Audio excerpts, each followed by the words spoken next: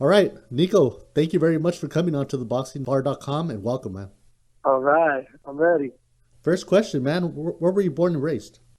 I was born in Lancaster, California, and grew up in Lancaster, little suburbs, a place called Roseman, a place called Courtfield, and eventually moving to the mountains about an hour from where I was born, a place called Tehachapi, where I live now. And it's a small little town, but we found boxing, opened up a boxing gym, and we are doing the boxing thing now in Tehachapi, California. The Antelope Valley, man. Know it well. Love it there. Yep, yep. What was it like growing up there in Lancaster, Palmdale area? What was it like for you growing up? I have to say, honestly, I'm just was a normal kid. I loved riding scooters and skateboards. But honestly, in my life, my dad would every weekend, every other weekend, boxing was a part of my life, just simply because of great Chavez pay-per-view fights and Mike Tyson fights, and he'd always make a big party of it. And the main event would come on, and everybody would crowd in the living room and watch great fights. So, I mean, boxing was in my life growing up, but never as a fighter, maybe as a fan, a boxing fan. So. Well, it sounds like you kind of got into it from your family or from your dad watching it. How did he get into watching it? Was he a boxer himself? Was he trying to be a boxer himself? Yeah, actually, my dad is growing up always in the amateur boxing, but having a lot of fights. They call them smokers or exhibition matches, or so unsanctioned fights. He had plenty of those, and he had about 14 or 16 amateur fights. Unfortunately, since he had me, he had a baby boy and a family, it kept him from ever going pro or doing his thing. But he is the one who started teaching me since before I could walk to after high school when I wanted to learn boxing. My dad's the one who taught me combos and footwork and got me to where I am now. Everybody usually remembers the first time they walk into a boxing ring or a boxing gym to train. What was it like for you that first day?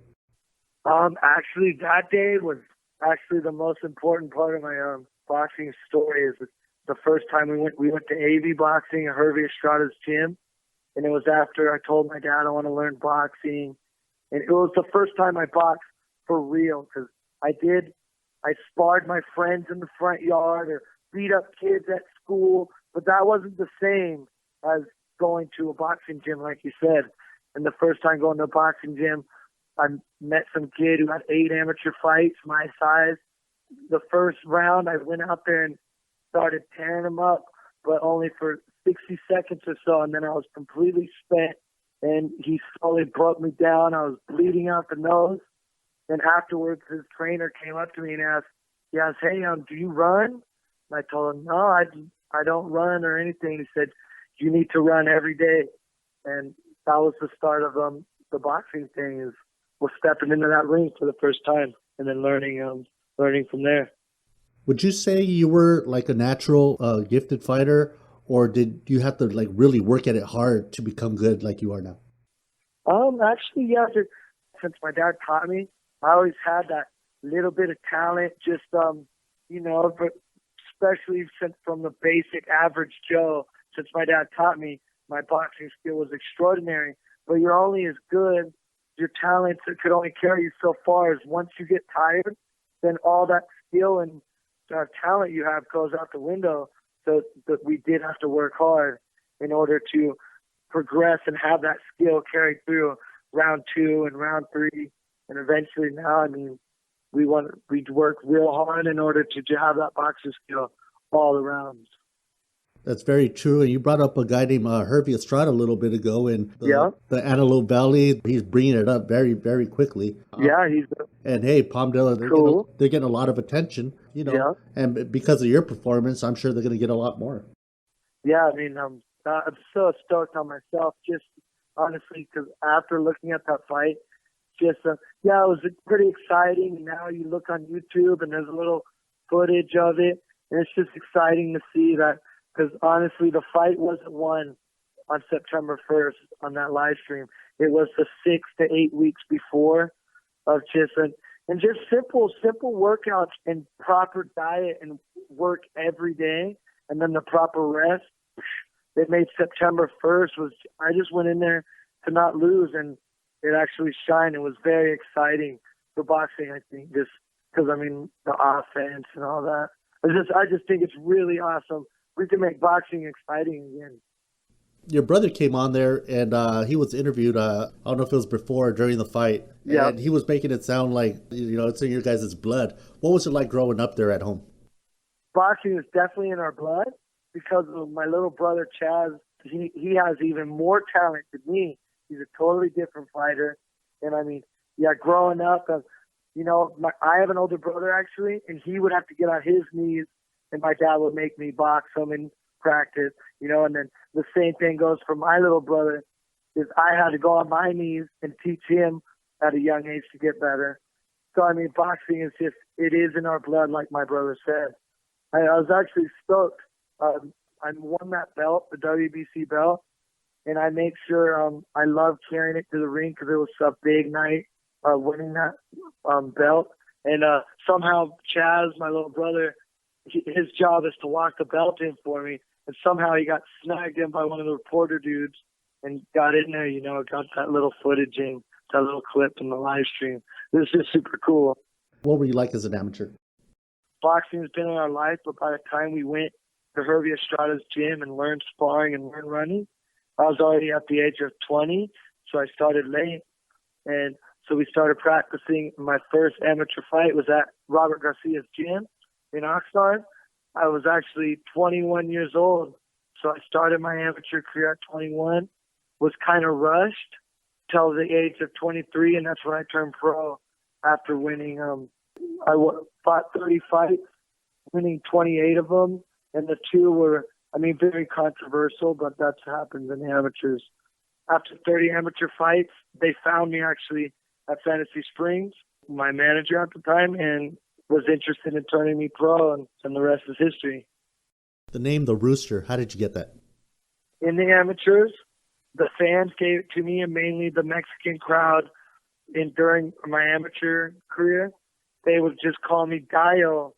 And about my 6th fight was the first time they convinced me to do a rooster dance and actually, dance like a rooster before they go into battle. And I did a little wing dance, and then so after fight 6 in the amateurs, then it was they started making me do the rooster crow and the rooster dance.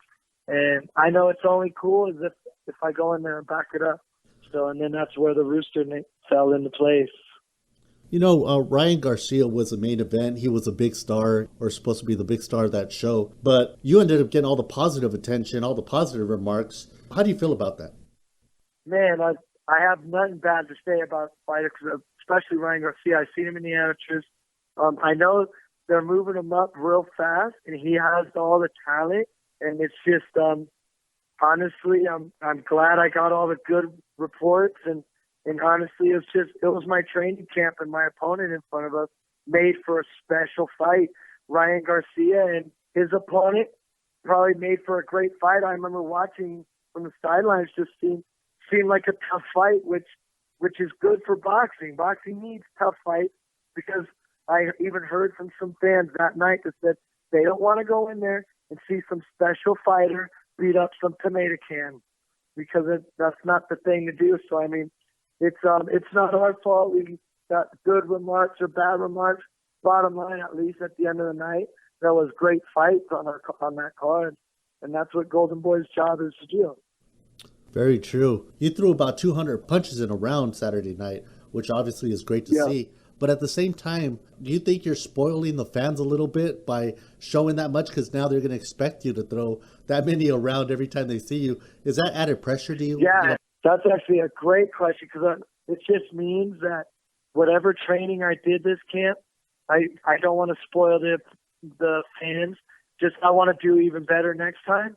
And in order to do that, I got to work just as hard and a little bit harder, because I just trained so hard that honestly, it was, I wasn't going in there trying to throw my punches or to make punch records or whatever. I was just trying to go in there and make sure I didn't lose, Like I did not want to lose. I knew I was a tough fighter. So I went in there and did what I'm good at, and happened to one round throw this many punches and one round throw 219. And it's just, honestly, now I'm just going to have to use it as motivation to train even harder so that I can throw even more punches and more quality and more quantity and more, I don't know, just right on the button and get that knockout shot in. Did you get tired of it at all after the first few rounds? Yeah, that is a good question. I would say I did notice that the first 2 rounds I was just trying to warm up, fall into my seat, just figure things out. And then it was a thing I didn't feel like I needed to slow down at all because I knew I could have done it the whole time. But I started to notice my opponent would do like the rope-a-dope and like not throw a punch for 30 seconds or whatever, maybe trying to let me waste my energy, whatever. But it almost helped. It helped me because right when I'd see him get ready to load up or throw something, it was so far and few in between that I totally see it coming, and then I would cover up or roll under, do whatever defense. And since he barely threw, it encouraged me to just keep my hands in his face, like keep the little punches and little bangs. I remember just because we don't want to just look like a novice just throwing wild punches. I was really trying to just throw clean punches, but so many that he would smother him and take away his boxing. So like that, I think it was pretty cool. I'm almost bummed that they stopped it in 6 because I do want to prove to some of those commenters on there and the people think that I can't do that the whole time. And I may slow down a little, but I'm going to try my hardest to throw as many punches round 8 or round 10 as I did in round 1. And that's going to be my goal for my next fight for sure. Like you said, it was stopped in the 6th round. Did you still have a lot of left in the tank in case it did go the distance? Yeah, I mean, I knew I wouldn't say there was a lot in the tank because, I mean, I was trying my hardest every round. But I guarantee, like, we trained so hard, like, we could have went so many rounds with all that adrenaline in me and those long minute rests. We do 30-second rests at home, and even we go to this Pullman's gym, and they have, like, 15-second rests. We do short little rests to catch that. And in the fight, when they give you 60-second rest and you get 1 minute to recuperate, it really does make a difference. And I feel like as long as I get that 1 minute rest and I train real hard, we can go 10 rounds, 12 rounds all day long because we are slowing down our opponent at the same time. So the announcers or the commentators, while I was watching the fight, I would kind of like listen to them and then kind of not, but they did bring up something about it being a record or a possible record of the most punches thrown in a round or whatnot. Is that a fact? Do you know that? They did the study on it, and I'm actually in the whole world of boxing are all weight classes. I'm in 3rd place. There's a Vince Phillips who has like 239 punches, and I've heard of him. And there's someone else above with 2-something, and I'm at 219. But they broke it down in the super welterweight category. I beat Soto Carras. He had a record. I actually beat it 1 round, and then later beat it in round 5 or whatever of my fight. Beat my own record, but only in my weight class. So in my weight class or something, I think they discovered that it actually was, which is astonishing and amazing. Like, now it's just operation time. We're going to go beat Pat Rexman because I think we can, like, we can even do even better. That's awesome. The kid from Lancaster, right? Yep. And I watched the fights online, and I saw the different comments that were going up, and I think the only thing that, if you consider it to be something negative or any criticism, was people saying stuff like that there was no power to the punches or whatnot. But I countered and I made some kind of comment like saying the volume of punches and how busy he's staying is going to make up for that. Honestly, I am trying to learn and work on sitting down, and you can see in the fight there's sometimes when I do load up, I'm sticking little punches, and then I'll big shot. But hey, trust me, the day you stop learning boxing is the day you got to hang them up. I've got to go back and I am still learning how to throw more power, put more leg, and hit them in the sweet spot. I mean, it's been cool. I'm just really stoked actually about that fight. Like, Yeah, it's awesome. And that was my question is there something that you're going to do in your next training camp or your future training camps to capitalize on that? And I guess you answered that by saying that. Definitely, yeah. And just more and more, even though I did pretty good work, but I can't be satisfied with it because at the same time, I know I could have even done even more work. And I think it's just me and my dad, we found this routine of just we train hard we grind hard here. 2 weeks before, we kind of mellow it out, no more push-ups, just sparring, jump up, and then the proper rest. The whole week of the fight, I pretty much just rested and lounged, barely shadow boxing and doing a little abs and eating right. And that rest, I came in there on point, and just motivated me for next time. I know how this whole camp life works, this training camp life, and it's like next time we're going to make an even better training camp and have a even more badass fight. There's a lot of people that say working with your father inside the camp, they'll have negative things to say, but there's some people that have had positive results from it. What is it like for you training with your dad on your side? I will say I do agree with that. That there's just it is hard. It is so sweet because it is a father-son relationship. But whenever it does work, it is also sweet. So that's the way I got to look at it. Like, you could even say when Sugar Shane Mosley and his dad were doing their thing, they would say Sugar Shane Mosley was unstoppable. And he eventually had to get new trainers and stuff, and he still was good, but was he unstoppable as if he was with his dad? And I'm sure there's many other situations and fighters and dads and that they work. So I just am appreciative of it. And yeah, it is tough. So there's times when I want to be like, "Come on, Dad, it's cool." But I just I think I'm lucky enough to know that, hey, I know what it's gonna be like in that ring, and I don't want to get tired and I don't want to lose. So, all right, coach, I'll do that run or I'll do those sprints, whatever. It's a tricky subject, but when it works, it's sweet. Very true, man. Great to hear that. Aside from the fans and the media, did Golden Boy Promotions comment on your performance, your terrific performance this past Saturday night? I know they did. We actually made a trip a week before the fight to the actual Golden Boy building in L.A., in downtown L.A., and they wanted me on the radio cast thing and, talk to some of the Golden Boy and the interview guys and all that. I mean, it was really cool that all eyes were on me. And then afterwards, I was fighting Golden Boy Fighter, so it was like, it wasn't like on Golden Boy property yet. But after this fight, Ken Shears, my manager, he was talking to De La Hoya, and I went and thanked De La Hoya after the fight, actually. Climbed down the ring, thanked him. Because I've seen him all the time now. He's just another boxing guy, just like another commissioner or a cut man, whoever I see. And there's De La Hoya, and he said he's going to New York and he's going to come back, and we got to talk about paperwork or something. So I guess we got to wait and see.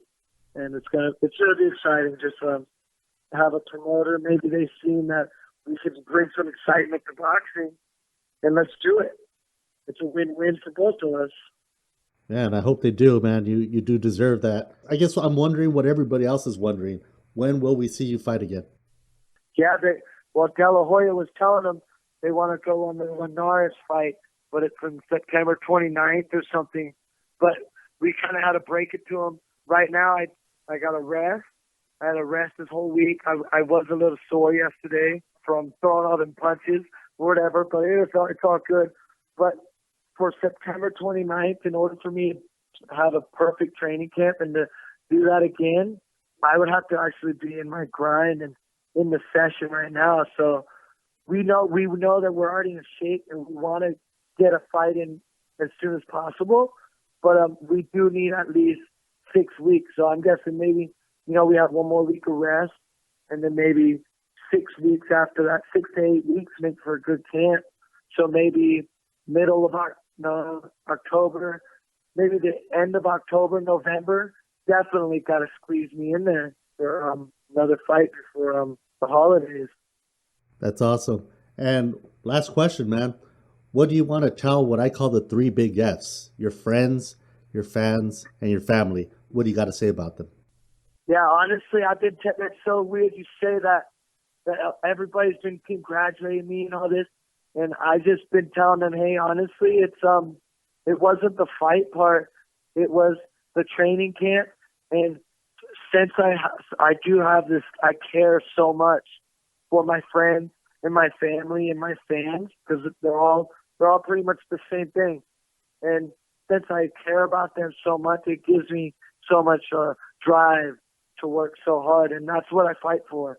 And it's I'm so appreciative to have that, because there's people out there that don't, and they don't have it, and so I got to take advantage of what I got, and I'm gonna work hard, and I'm gonna fight hard for my friends, family, and it's gonna be cool.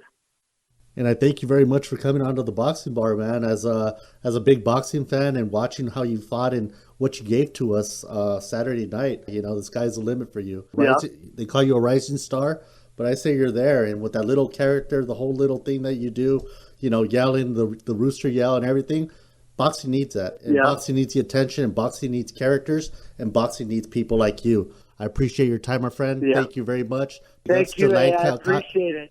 Big ups to Lancaster. Yeah, again, special thanks to your dad. Yep, hey, thank you. And well, I'll just say I appreciate it, and let's do it for the next one. We're planning big 18-0, whatever it is, whenever it is, and we'll do this again.